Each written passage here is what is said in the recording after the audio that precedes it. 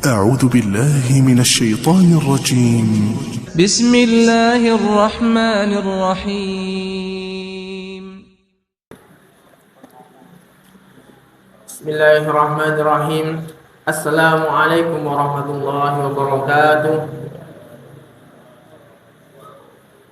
الحمد لله المتفرد لربوبية وألوهية، وأشهد أن لا إله إلا الله وحده لا شريك له، وأشهد أن محمدا عبده ورسوله بعثه الله إلى الناس كافة بالتوحيد والشريعة السمحة، صلوات ربي وسلامه عليه وعلى آله وأصحابه.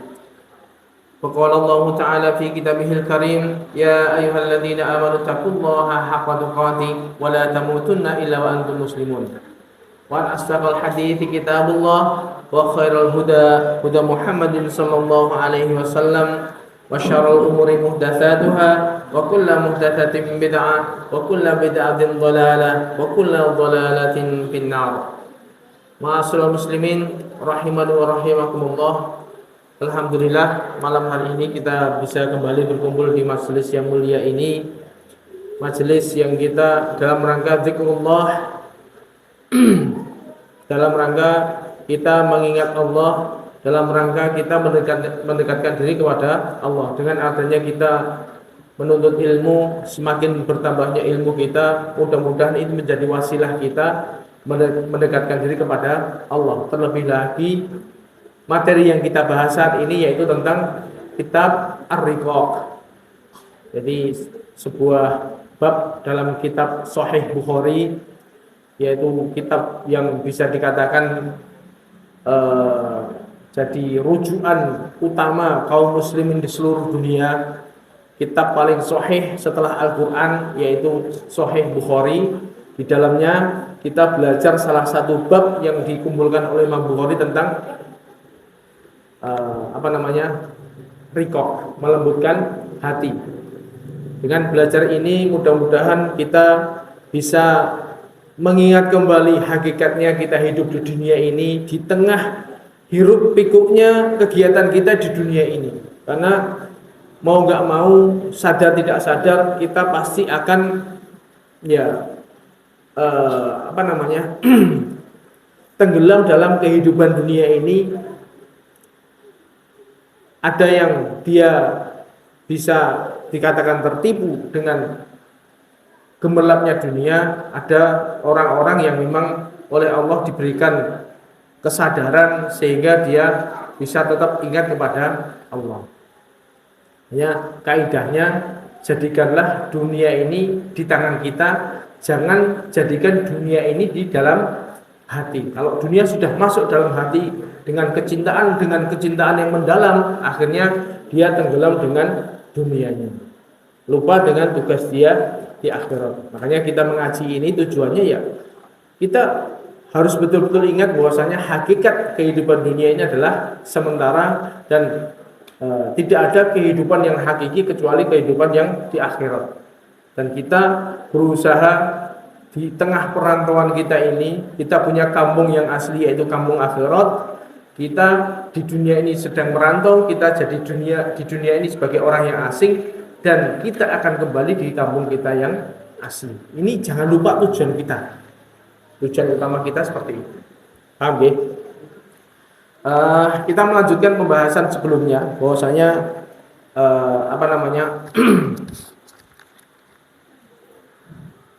bab yang ke-7 kemarin belum selesai. Bab yang diwaspadai dari zakhratal hayati dunya wa tanafusu fiha. Jadi tentang gemerlapnya kehidupan dunia dan berlomba-lomba padanya.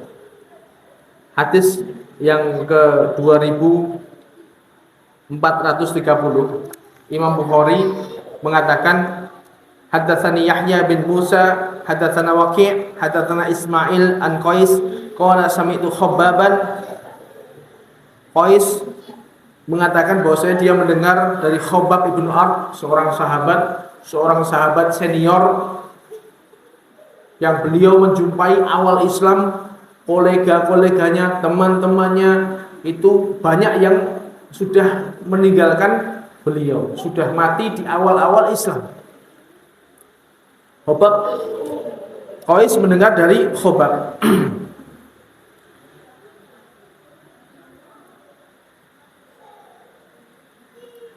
Waqad aktau yauma idzin sab'an fi batnihi. Saat itu Khobab sedang melakukan pengobatan dengan cara kai.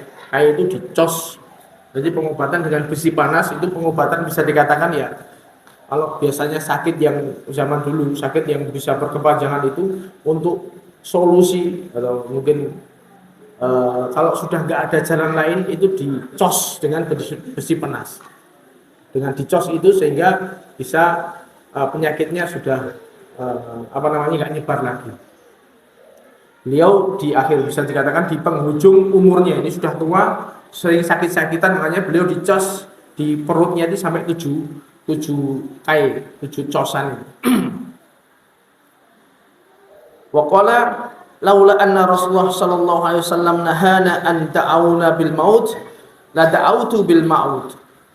Bapak mengatakan seandainya dulu Rasulullah sallallahu alaihi wasallam tidak melarang kami untuk berdoa minta mati, saya pasti minta mati. Ya ini beliau karena sudah usianya sudah tua, sakit-sakitan. Seandainya Nabi nggak melarang kami dilarang doa minta mati, pasti saya akan berdoa ya Allah matikan saya. Tapi Nabi melarang, jadi nggak boleh.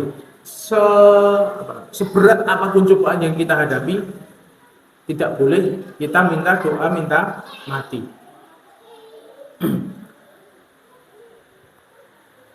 Karena beliau inna ashab Muhammadin sallallahu alaihi wasallam madaw walan tanqushumud dunya bisyai.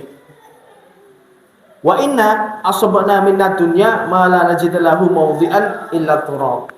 Jadi Khobab mengatakan, "Jane lho, aku nek iso kalau seandainya bisa memungkinkan saya pengen minta mati." Soalnya tapi berhubung dilarang ya udah enggak bisa apa-apa. Saya ingat betul-betul bahwasanya sahabat-sahabat Nabi Muhammad yang sama-sama kami berjuang dulu di awal-awal Islam itu mereka sudah meninggalkan kami, sudah mati duluan.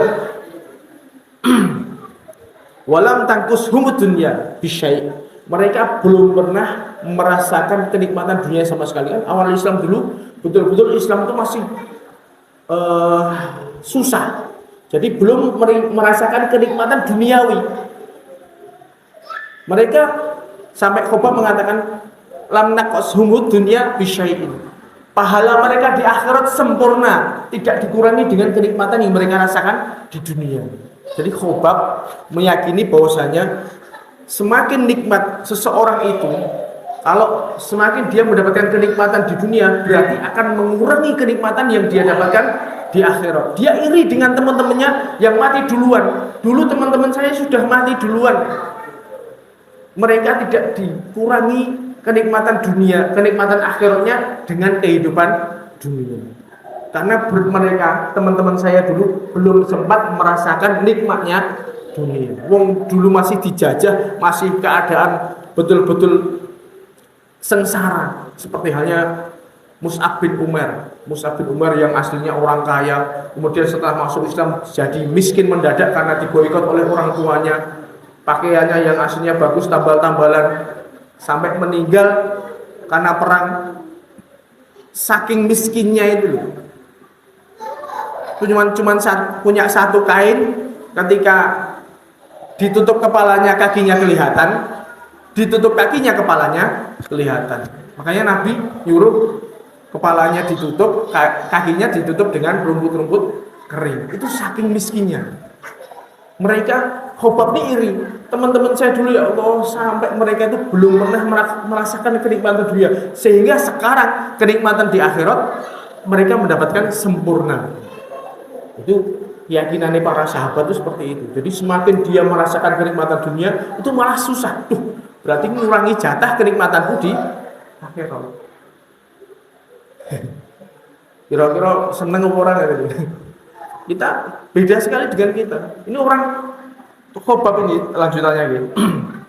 Wa inna asabana minad dunya ma la najid lahu mawdhi'an ila turab. Dan saya ini termasuk orang yang dipanjangkan oleh Allah umurnya sehingga merasakan kenikmatan dunia yang banyak sampai Gak mudeng ngecake apa meneh kecuali bangun tok. Dadi yo kenikmatan dunia yo guru tak bangun ngene tok. Aku guru nampa ngene tok, tapi dia yakin betul bahwasanya nanti kenikmatan di akhirat berkurang karena dia merasakan kenikmatan dunia. Ini para sahabat keyakinannya sampai seperti itu, saudara. Ini kira-kira bisa nggak kita? Perang, saya menderita berarti sobat keyakinan apa kenikmatanku di akhirat semakin sempurna. Kira-kira wani orang nggak bisa. Orang keyakinannya kita nggak sampai level para sahabat itu nggak mungkin. Ya, level keyakinan para sahabat itu seperti itu. Semakin dia sengsara di dunia, semakin dia nggak bisa merasakan kenikmatan dunia, berarti dia yakin kenikmatan di akhirat itu sempurna. Semakin dia merasakan kenikmatan di dunia, mengurangi jatah kenikmatan di akhirat. Itu keyakinan tingkat tinggi kayak gitu. Nah, kita ya minimal ya dengan seperti jadi penghiburan. Umpama saiki ora patek seneng-seneng nemen, ya wis lah. Oh, berarti mungkin Allah menghendaki saya merasakan kenikmatan sempurna di akhirat nanti. Saiki ya gawean patek gablek misalnya, gaji pas-pasan, mungkin tidak bisa begitu merasakan kenikmatan dunia seperti teman-teman yang lulus. Sabar wae. Barangkali mungkin Allah menghendaki saya merasakan kenikmatan yang sempurna di akhirat nanti. Paham nggih? Itu nek iso levelnya sampai seperti itu hebat. Nah, keyakinan seperti ini Khobab bukan tanpa dalil. Beliau meyakini seperti itu seperti halnya dalam surat Al-Ahqaf ayat 20. Bahwasanya ketika ahli neraka dikumpulkan di atas neraka, kemudian dikatakan adhabatum thayyibatikum fi hayatikum dunya wastamta'tum biha. Wahai ahli neraka, wis saiki rasakanlah siksaan. Dulu kalian sudah merasakan kenikmatan di dunia, wastamta'tum biha. Maka sekarang setelah kenikmatan dunia kalian rasakan, saiki nang akhirat garek siksaan. Itu orang-orang kafir seperti itulah. Dengan seperti ini, sahabat meyakini bahwasanya semakin seseorang itu merasakan kenikmatan di dunia, berarti itu akan mengurangi jatah kenikmatan di akhiratnya. Berarti dia iri sama teman-temannya yang dulu meninggal duluan waktu dunia belum dibukakan kepada mereka meninggal masih keadaan sengsara. Khobab meyakini bahwasanya mereka adalah orang-orang yang kenikmatan di akhiratnya nanti sempurna. Ya mudah-mudahan kita seperti itu. Ini menjadi penghiburan bagi kita. Seandainya memang di dunia ini kita nggak sukses-sukses amat, kita mungkin kenikmatannya di dunia nggak bisa merasakan dengan sempurna, ya wis sabar mawon. Barangkali Allah menghendaki kita bisa merasakan kenikmatan yang sempurna di akhirat kelak. Tapi itu butuh keyakinan yang tinggi. Tapi kebanyakan orang ketika seperti itu mengeluh, lah ini dido meneh. Nek wis mengeluh menyalahkan takdir, itu sudah beda lagi. Sudah enggak dapat lagi apa yang dijanjikan oleh Allah. Kemudian kita lanjutkan bab ke-8. Imam Bukhari menukil sebuah babu qaulillahi ta'ala, sebuah firman dijadikan bab. Babu qaulillahi ta'ala, bab firman Allah Ta'ala, ya ayuhan nas inna wa'tallahi haqqan fala taghurrannakumul hayatud dunya. Ya ayuhan nas, wahai manusia semuanya, inna wa'tallahi haqq, bahwasanya janji Allah itu pasti terjadi. Janji Allah mana? Akhirat, surga neraka, hari pembalasan. Ini hari yang semuanya itu gaib. Semua hal yang gaib, bahwasanya janji akhirat tentang besok orang yang mengamalkan kebaikan akan diberi pahala, yang mengamalkan keburukan juga akan dibalas sesuai dengan keburukannya. Ini semua adalah janji-janji Allah terkait dengan akhirat, dan ini gaib. Tapi Allah mewanti-wanti, ya ayuhan nas inna wa'tallahi haq, janji Allah itu pasti terjadi. Ini yang harus kita yakini betul-betul, bahwasanya janji Allah tentang surga, tentang neraka, tentang hari pembalasan ini pasti terjadi. Kita harus yakini dengan keyakinan yang kuat.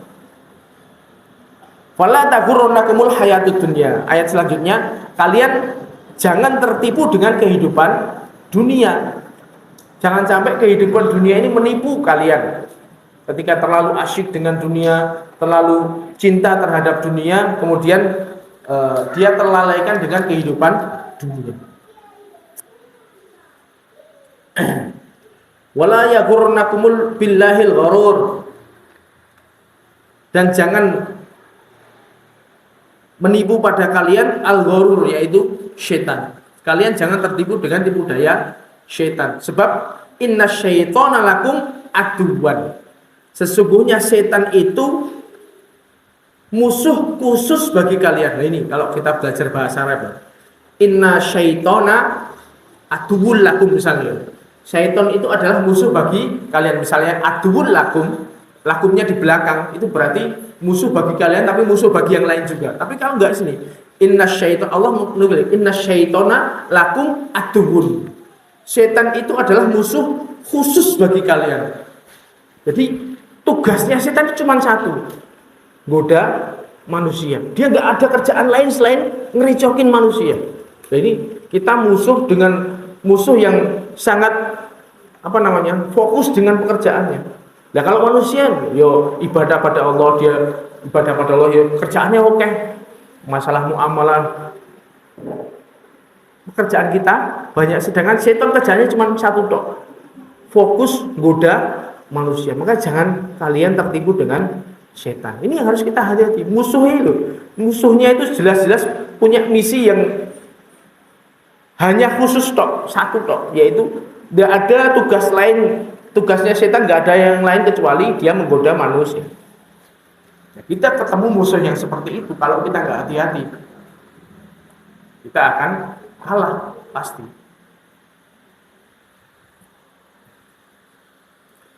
Ketemu musuh yang kita tidak bisa melihat mereka, tapi mereka bisa melihat kita. Wis adik jelas sekarang adungan ini wis kena kalah. Kalau kita nggak sadar betul, kita pasti akan terperdaya dengan tipuan syaitan. Inna syaitana lakum aduwwun. Malah mula fattakhiduhu aduwan.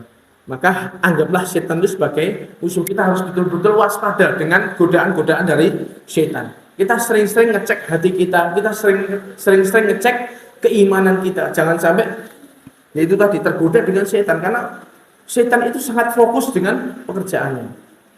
Innama yad'u hisbahu liyakunu min ashabis sa'ir.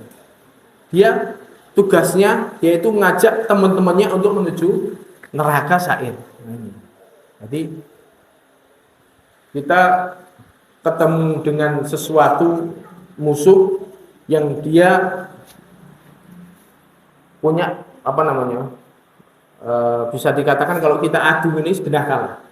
Makanya kita harus betul hati-hati. Dia fokus, setan ini mulai dari pimpinannya sampai anak buahnya itu semuanya tugasnya cuma satu tok. Innamas syaitana lakum aduwwun. Khusus musuh khusus bagi kalian. Jangan terpengaruh, jangan terpedaya dengan setan. Jadi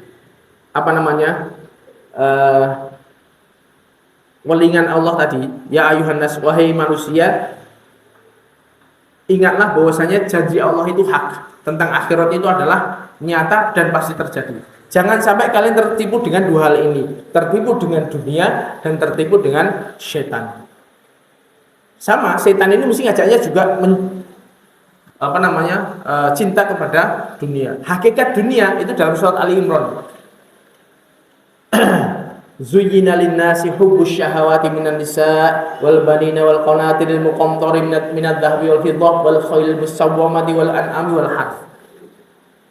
Hakikat dunia ini adalah zuyyina lin-nasi hubbus syahawat minan nisa'. Ya, cinta dengan yang pertama lawan jenis. Yang laki-laki senang dengan perempuan, yang perempuan senang dengan laki-laki. Ini sudah pasti fitrahnya seperti itu. Ketika ini kecintaan ini dibawa dengan haknya, maka nggak ada masalah. Tapi ketika kecintaan ini sampai melebihi batas, ini yang berbahaya. Hubbus syahawati minan nisa wal banin. Kepada anak-anak juga seperti itu. Cintanya orang tua kepada anak itu luar biasa. Pengen anak itu pengen harus dituruti kabeh. Tapi bisa-bisa anak ini bisa menjerumuskan orang tuanya jika dia berlebihan. Wal qanatiril muqantarin minad dhahabi wal fiddah, termasuk perhiasan, penampilan, emas-emasan, perak-perak dan lain sebagainya. Termasuk ya, dari sisi penampilan juga seperti itu. Itu juga harus diwaspadai. Kemudian wal khail musawwamah, tunggangan. Senengane motor, mobil yang bagus, ini sudah fitrahnya manusia. Tapi ketika ini berlebihan juga akan membahayakan seseorang itu. Wal an'am, apa namanya? Hewan ternak. Ada sing ngingung wedhus, ada sing ngingung sapi, ada sing ngingung kan. Punya ingon-ingon seperti ini juga seneng. Tapi kecintaan yang mendalam sampai melalaikan ini yang banyak. Angon wedhus, angon sapi sampai lali waktu. Banyak. Lali piknik bareng. Terus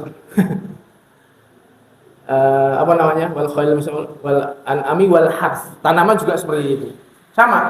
Ini hakikat dunia itu cinta dengan hal-hal seperti itu. Nah, kalau kita menempatkan kecintaan ini sesuai dengan kadarnya, sesuai dengan porsinya, ini enggak ada masalah. Tapi kalau ini sampai berlebih-lebihan, ini yang akhirnya menimbulkan masalah. Ini sampai kita tertipu dengan kehidupan yang seperti ini. Ini betul-betul harus diwaspadai. Makanya ayatnya ini bahwasanya akhirat ini sudah pasti, tapi banyak manusia yang lalai dari mengingat akhirat ya karena ini cinta dunia yang berlebihan, kemudian dia tergoda dengan godaan-godaan setan. Makanya Allah memperingatkan kita jangan sampai kita terpengaruh dengan hal ini. Bahwasanya akhirat itu pasti terjadi, tapi jangan sampai hal ini terlalaikan. Kemudian Imam Bukhari membawakan hadis nomor ini surat Fatir ayat 5 sampai 6.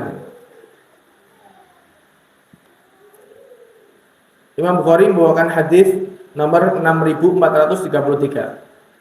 Imam Bukhari mengatakan hadatsana Sa'ad bin Hafs, hadatsana Syaiban an Yahya an Muhammad bin Ibrahim al-Qurashi wala akhbarani Mu'ad bin Abdurrahman an Humran ibn Abban akhbarahu qala ataitu Utsman bin Affan.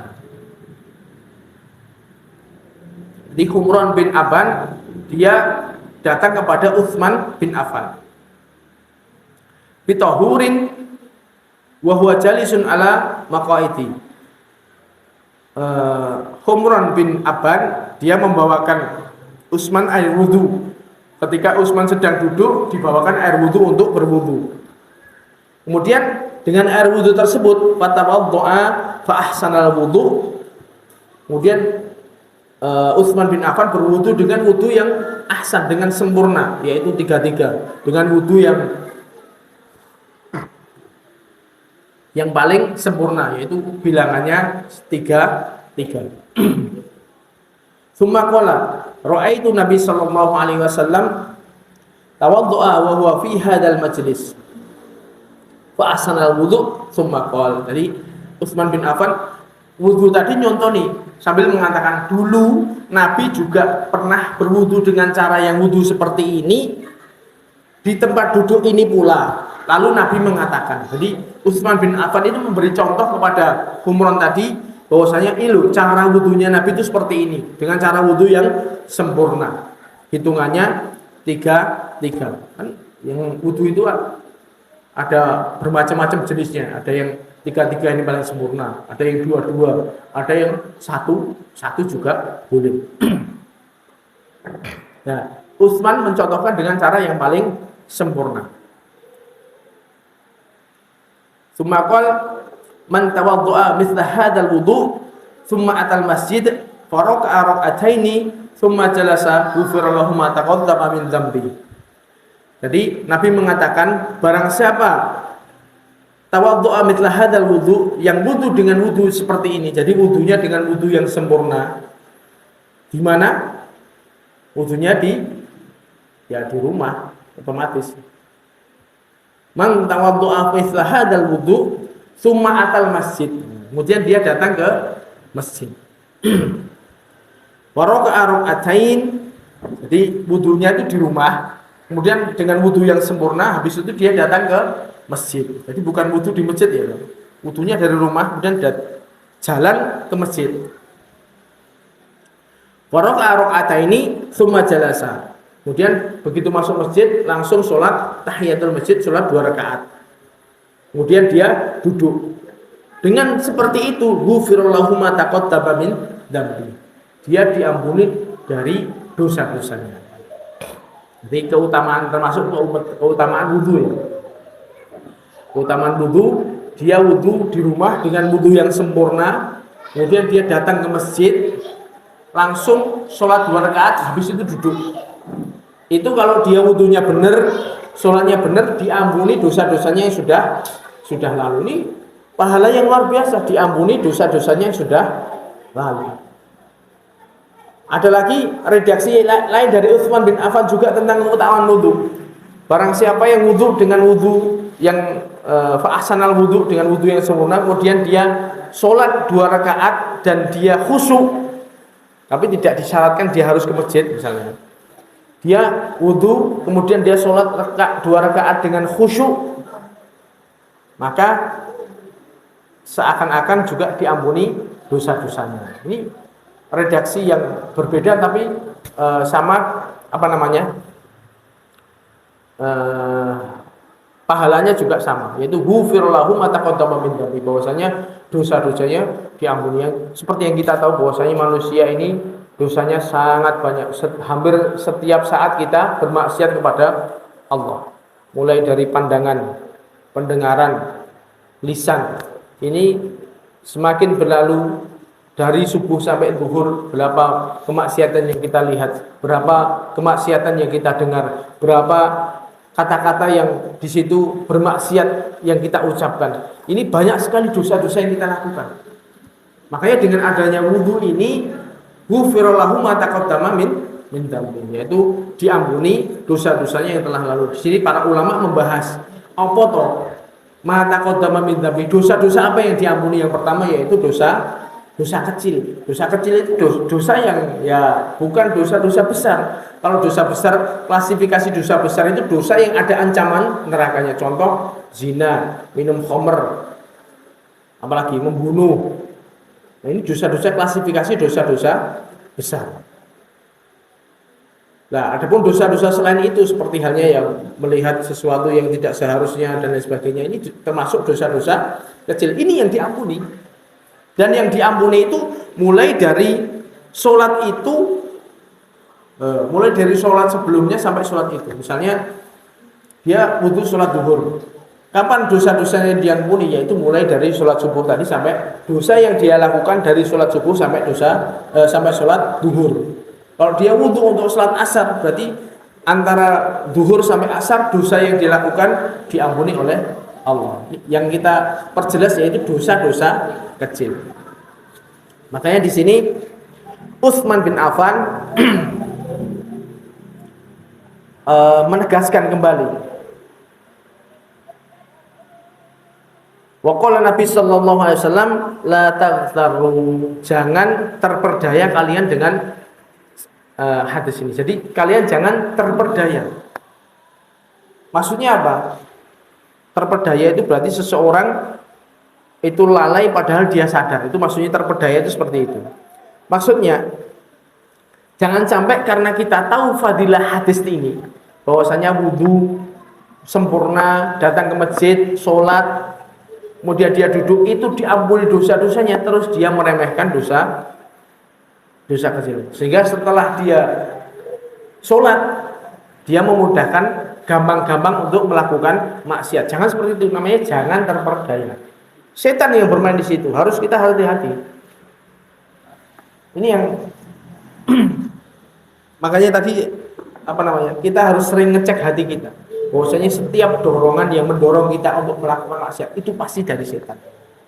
Kalau kita melakukan ketaatan kok alas-alasan, itu datangnya dari setan. Makanya harus kita sadar betul dan kita lawan. Arep maca Quran kok rasane kok buat men. Misalnya, wis sekarang kalah. Sesuk meneh arep maca Quran kok ngono meneh, langsung antem ae. Jangan sampai kita kalah dengan setan. Wis bismillah, maca sik. Itu dengan seperti itu kita melawan godaan setan. Jangan dituruti, karena pasti setan akan selalu menggoda kita. Boselah, barikilah, aku tak ini sih ini. Itu godaan setan selalu seperti itu. Ketika kita akan menjalankan ketaatan, pasti setan akan duduk di situ. Rabbi bima aghwaytani la ughwiyannahum siratal mustaqim thumma la'atinahum min bayni aydihim wa min khalfihim wa min aymanihim wa syamalihim thumma la tajidu aktsarahum syakirin. Ya Allah, sebab Engkau telah memvonis bahwasanya saya pasti masuk neraka, maka saya akan menduduki jalan-jalan mereka, siratal mustaqim, jalan yang mulai lurus, mesti tak duduki di situ. Ini setan sudah berjanji kepada Allah seperti itu. Tsummala'atiyanahum min baini aydihim. Saya duduk di depan mereka, di belakang mereka, di kanan mereka, di kiri mereka, sampai engkau dapati kebanyakan anak Adam itu tidak bersyukur kepadamu. Ini janji setan seperti itu. Misinya sudah jelas. Makanya kita harus tahu bahwasanya ketika kita akan melakukan ketaatan kok buat gini betul. Arab sholat sunnah itu kalingan kurung ini enggak. Itu pas itu sholat sunnah. Setan lawan. Kita harus betul-betul bisa melawan godaan setan seperti itu. Jangan kita turuti. Umpama kita kalah sekali pertempuran berikutnya jangan mau kalah. Kita balas istilahnya. Terus bumbung isi semangat sedang baca Quran, sedang sholat sunnah, sedang istilahnya seperti itu. Termasuk menuntut ilmu seperti ini juga setan kadang-kadang. Betul. Sama, ini termasuk jalan ketaatan. Semua di depan jalan ketaatan itu pasti akan ada setan yang duduk di situ, bisik-bisik kita, melemahkan kesemangatan kita. Ini adalah setan. Jangan dituruti. Kemudian maksudnya Utsman tadi, la taqtabu, jangan kalian terpedaya. Kalian jangan terpedaya meskipun tahu fadilahnya, tahu keutamaannya berwudu, itu diampuni dosanya, itu jangan bermudah-mudahan untuk maksiat. Berarti dorongan seseorang untuk melakukan kemaksiatan itu datangnya dari setan, jangan dituruti. Yang kedua, karena apa? Kita jangan bermudah-mudahan seperti itu, karena kita nggak tahu bahwasanya sholat kita itu diterima atau enggak. Tadi memang benar, fadilahnya itu benar. Bahwa seorang yang wudu dengan wudu yang sempurna, dia datang ke masjid, sholat 2 rakaat, itu dosa-dosanya diampuni. Tapi kita nggak ngerti, kita tadi sholat 2 rakaat itu diterima atau kan kita nggak ngerti. Siapa yang jamin kita sholat kita diterima? Makanya kita jangan merasa aman. Itu poinnya. La taqtaru, jangan kalian terpedaya. Maksud yang kedua, jangan sampai kita bersandar dengan hadis ini untuk melakukan dosa yang besar. Memang benar, ini rapo besar, kita terdorong untuk melakukan sebuah kemaksiatan dosa besar. Terus lu berangan-angan, tinggal sholat lah mari. Kata-kata ini sering kita dengar tinggal wudu, tinggal sholat lah hilang gitu. Seperti itu godaan setan di situ itu. Dia bermudah-mudahan menggabarkan bahwasanya memang ada hadis-hadis yang bahwasanya dengan wudu yang sempurna, dengan sholat, antara sholat satu dengan sholat yang lainnya menjadi penghapus dosa-dosa, kemudian dia bermudah-mudahan untuk maksiat. Apalagi dosanya dosa besar. Dosa besar itu tidak bisa diampuni kecuali dengan dia bertobat. Beda dengan dosa-dosa yang kecil tadi. Dosa-dosa kecil bisa dengan kita wudu, dengan kita sholat, itu diampuni oleh Allah. Nah, kalau dosa besar seperti mencuri, kemudian berzina, minum minuman keras, apalagi dosa yang di situ ada ancaman khusus, durhaka kepada orang tua misalnya, ini dosa besar nggak bisa. Kemudian yang ketiga, mentang-mentang misalnya, jangan sampai tertipu tadi. Mentang-mentang kita tahu bahwasanya dosa-dosa kecil itu diampuni, kemudian kita melakukan dosa kecil itu berulang-ulang, ini diampuni kok. Akhirnya dia bermudah-mudahan untuk melakukan dosa kecil. Nonton ini sama pola gue sholat tak hilang, gue wudu tak hilang. Jangan seperti itu. Karena dosa dosa kecil yang dilakukan secara terus-menerus, dia akan membinasakan seseorang. Karena gunung itu ya asalnya dari batu, dari kerikil-kerikil. Makanya jangan meremehkan kerikil-kerikil ini, karena dengan dia berkumpul, berakumulasi menjadi satu, dia akan membinasakan seseorang. Dan dosa seseorang itu melakukan dosa kecil tapi dia niat untuk melakukan lagi, itu enggak diampuni oleh Allah. Kemudian yang poin utamanya, hadis ini ditujukan untuk ahli taat, bukan untuk ahli maksiat. Kalau ahli maksiat mendengar hadis ini bisa dia terlalu bersandar. Tapi hadis ini untuk ahli taat, sehingga orang yang dia biasaan taat, dia berusaha mengamalkan amalan ini agar punya dosa-dosanya diampuni. Jadi kalau ahli taat itu kan dia sering melakukan ketaatan, dia enteng untuk melakukan ketaatan. Dengan adanya hadis ini kan memotivasi seseorang untuk melakukan wudu dengan wudu yang sempurna. Kemudian dia memotivasi seseorang untuk datang ke masjid. Bukan hadis ini digunakan oleh ahli maksiat agar memudahkan melakukan dosa, bukan. Paham nggih? Makanya di sini poin utamanya bahwasanya la taftaru, jangan kalian terpedaya oleh setan. Jangan kalian tertipu. Karena jerat-jerat setan itu ternyata bukan hanya dalam perkara yang maksiat tok, itu enggak. Jadi jerat-jerat setan itu banyak. Bahkan kadang-kadang di tengah-tengah jalan ketaatan itu jerat-jerat setan juga hadir di situ. Ketika seseorang sudah merasa dia sudah ahli taat, dia sudah dekat kepada Allah, kemudian selalu dibisik-bisikin oleh setan terus sampai dia merasa ujub dengan dirinya sendiri, dia merasa sombong, merendahkan orang lain. Ini jerat-jerat setan terus seperti itu. Sehingga ahli maksiat ya digoda, ahli taat juga digoda oleh setan. Semuanya. Sehingga orang-orang yang melakukan amalan-amalan soleh, dia digoda dengan digelitikin oleh setan, sehingga amal solehnya tadi berbuah menjadi riya, pengen dipuji oleh manusia, pengen didengar oleh manusia. Ini setan pintarnya di sini. Makanya kita harus betul-betul hati-hati. Mulai dari semua yang kita lakukan pasti di situ ada jerat-jerat setan.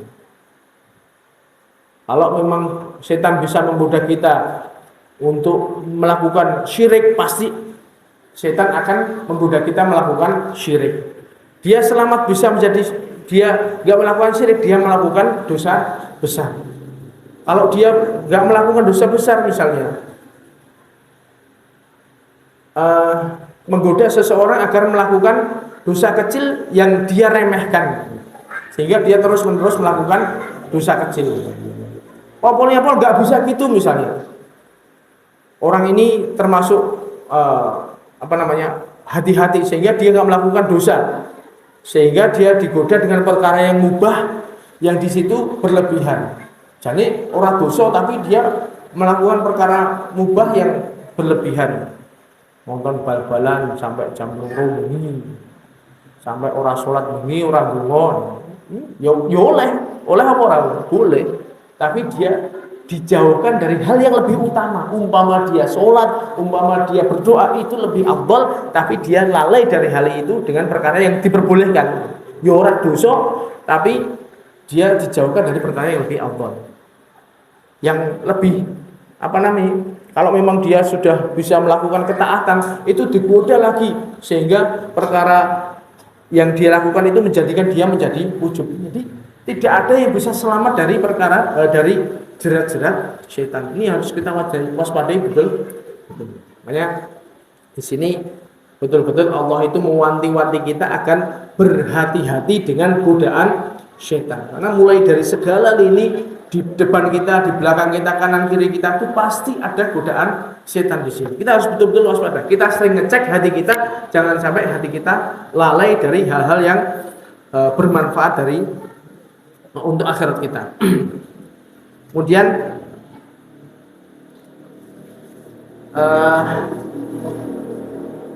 bab selanjutnya yaitu babu dhahabis sholihin, bab wafatnya orang-orang yang soleh. Ini termasuk mengingat kita bahwasanya termasuk sunatullah, yaitu orang-orang soleh pasti akan meninggal. Imam Bukhari berkata, qala Bukhari hadatsani Yahya bin Hamad hadatsana Abu Awanah an Bayan an Qais bin Abi Hazim an Mirdas al-Aslami qala qala Nabi sallallahu alaihi wasallam yadhhabus salihun al-awwal fal awal. Jadi orang-orang soleh itu akan pergi, akan wafat satu demi satu. Kita tahu bahwasanya orang-orang soleh itu satu persatu akan meninggal dunia, mendahului kita.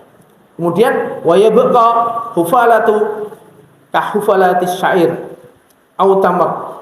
Yang tersisa di situ ketika ulama-ulama ini sudah pada wafat, jarang orang-orang yang soleh, sehingga kaum yang ada ini kualitasnya tinggal ampas, seperti ampasnya gandum atau ampasnya kurma. Kalau kita berambang itu, betul berambang itu, yang saya tahu. Itu sing pelentang-pelentangannya segede, terus dijipui garek apa nih? Garek kucilan-kucilannya itu loh. Ebi juga gitu kan misalnya. Terus sing jipui sing anu garek arakane itu loh.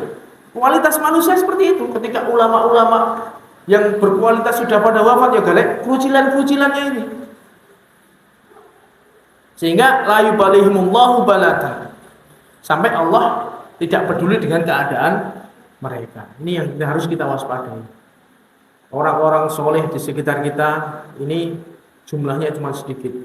Kalau kita ngomong orang-orang seperti halnya Imam Bukhari, mungkin gak ada lagi. Semakin bertambah tahun, itu semakin kualitas umat ini semakin menurun. Sudah tidak lagi orang-orang seperti halnya Imam Syafi'i, Imam Ahmad bin Hanbal. Ini orang-orang seperti mereka sudah tidak ada lagi. Dan kita tahu bahwasanya berapa miliar manusia di dunia, kaum muslimin di dunia ini sangat banyak sekali. Ini enggak ngomong akhir zaman nanti. Hadis ini kalau menurut Syekh Utsaimin rahimahullah, beliau mengatakan ini tahun 90-an tadi, ketika tahun beliau ini zaman kita sekarang nih, kita lihat zaman dulu. Miliaran manusia ini, berapa banyak ulama yang ada? Ulamanya cuma sedikit dibandingkan dengan orang-orang yang awam yang nggak ngerti apa-apa. Kita tahu kualitas umat Islam pada umumnya. Ini sekarang ini seperti halnya kufalah, kayak ampas.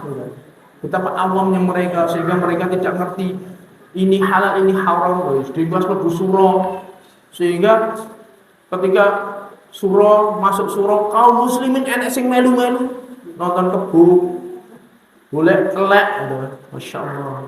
Haula wala quwata illa billah. Bagaimana tauhidnya?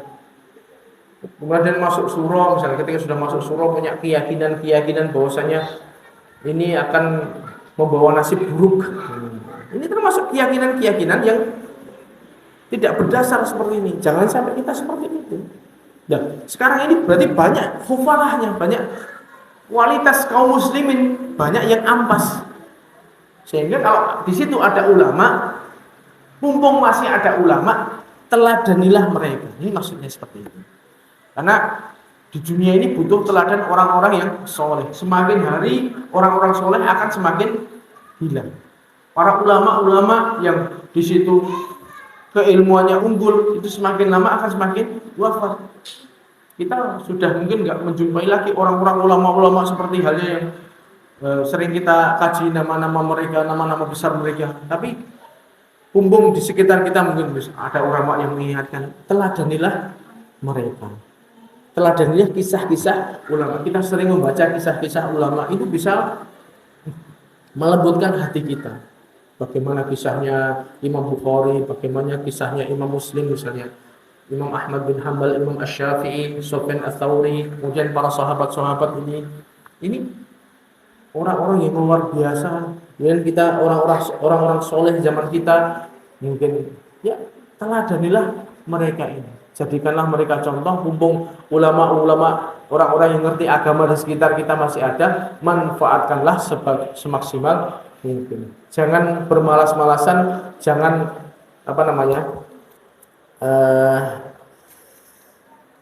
jangan terlambat, jangan bermalas-malasan dari menuntut ilmu agama. Karena ilmu agama ini akan menuntut kita. Karena itu tadi semakin kualitas umat ini menurun, yang ada tinggal ampas. Kalau sudah ampas semuanya, ulamanya sudah meninggal semuanya, yang ada tinggal kerucilan ini, maka la yubalihimullahu balahum. Allah tidak memperdulikan lagi keadaan mereka. Sudah rusak zaman ini.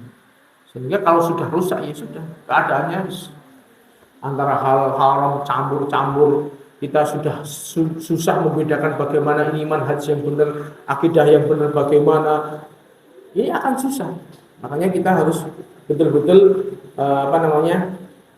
bersyukur jika di tempat kita, di sekitar kita masih ada ulama yang bisa kita jadikan contoh. Kemudian jangan malas untuk menuntut ilmu syar'i, karena dengan ilmu tersebut akan menuntun kita menuju mendekatkan diri kepada Allah dan bisa membawa bekal sebanyak-banyaknya untuk pulang ke kampung akhirat nanti.